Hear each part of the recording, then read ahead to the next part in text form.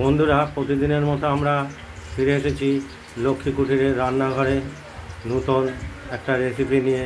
সেটা হলো পনিরের বড়া ও আলু দিয়ে ঝোল।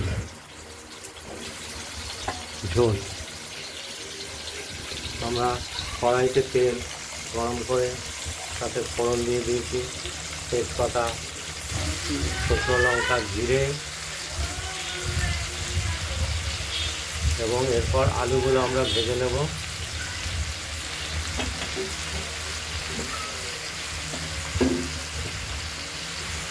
আলুগুলো দেখুন ভাজা হচ্ছে, হালকা হলুদ করে ভেজে নেব।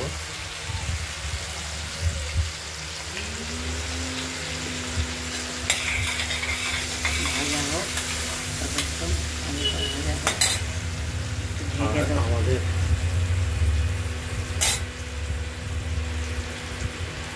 ভাজা হোক,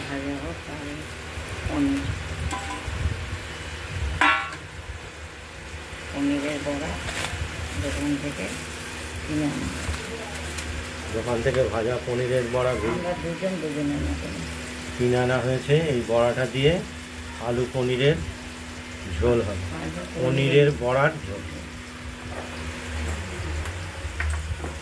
আর টমেটো কেটে রাখা হয়েছে, আর মশলাটা বাটনায় বেটে রাখা হয়েছে, শিল বাটায়। আপনারা দেখতে থাকুন। আলুটা সময় লাগবে একটু লাল হতে।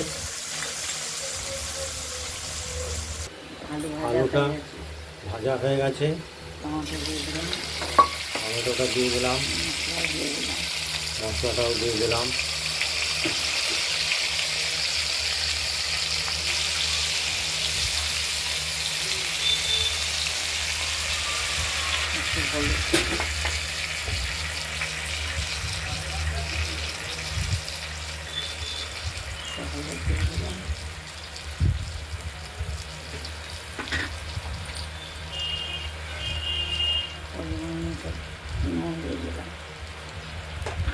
নুনও দিয়ে দিলাম স্বাদ মতো।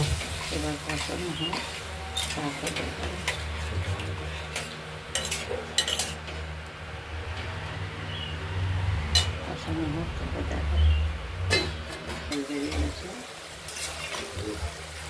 আলুগুলো কষানো হয়ে গেছে, মশলাটা দিয়ে তেল বেরিয়ে গেছে। আমরা জল দিয়ে দিলাম, বেশি করে জল দেবো, কেননা এই বড়া রস টানবে। এই বড়াতেও রস টানবে, তো একটু আলুটা সেদ্ধ হোক, তারপর দেবো।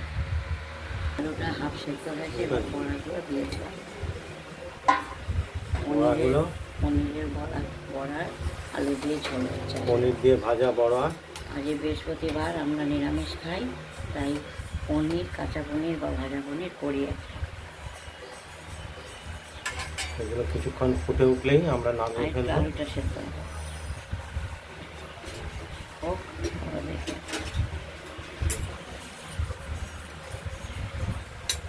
পনিরের বড়ার ঝোল আলু দিয়ে কমপ্লিট।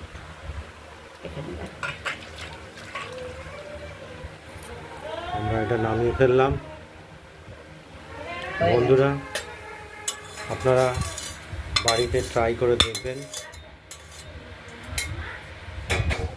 এবং একটা কমেন্টস করবেন কেমন হয়েছে। এই বড়াগুলো রসে ঘুরে একদম পুরো পান্তুয়ার মতো খেতে লাগবে। আরো ফুলে বড় বড় হবে, খেতে ভালো লাগবে। আমাদের এই চ্যানেলটাকে লাইক করবেন, বেল আইকনটা বাজিয়ে দেবেন পাশে,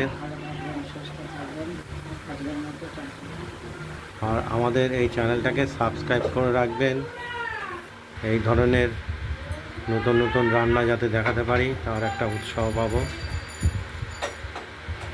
নমস্কার।